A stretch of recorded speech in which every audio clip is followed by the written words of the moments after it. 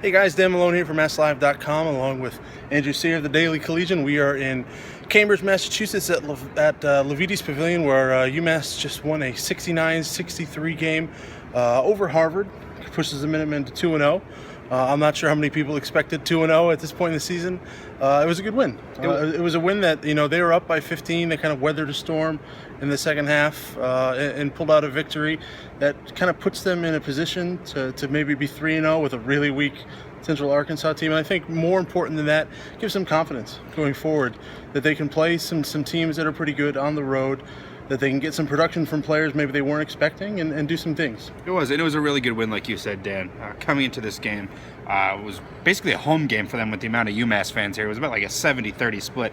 But just a win at this point in the season for a young team. You saw a lot of young guys really step up. Rashaan Malick, the two of them played limited minutes against Howard in the season opener. But today, Rashaan 4 for 4 from the field, 8 points, 5 rebounds. Although stats might not, stand out or jump off the page, him playing 21 minutes is a huge step forward. I thought he gave the team a lot of juice. And the story of the first half, Jabari Hines, 20 of his 24 in the first half. Trey Davis could not find anything in the first half, and he really kind of, carried the load for much of the first 20 minutes. And it's just a great all-around team win, I thought, especially at this point in the season, giving the young guys confidence moving forward. Yeah, that was a new career high for Jabari Hines. He actually set a new UMass high last week with 19, and he had that at halftime with 20, and he set a career high going back to West Virginia with the 24. And you're right, Dante Clark, it feels like he's pressing a little bit, trying to do too much. I know the coaches want him to try harder, and so far that's kind of really only turned into him putting up some tough shots that haven't fallen. To see Jabari do it on Saturday and then come out and do it again and kind of be that guy, I think was big for them. And you mentioned Rashaan Malick.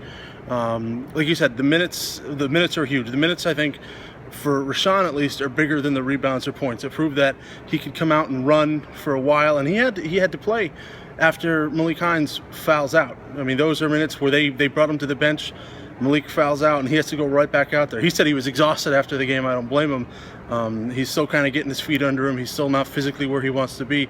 But that was big, and I think a couple other things. The Seth Berger, he had a couple baskets at the end of the game. He didn't do as much as he did in the opener, but he drove kind of the baseline down here and put that little jump hook in the lane, and then he cleaned up a Jabari Hines layup miss that really, when things were kind of slipping away at the end, a couple quick buckets really put them right back where they needed to be.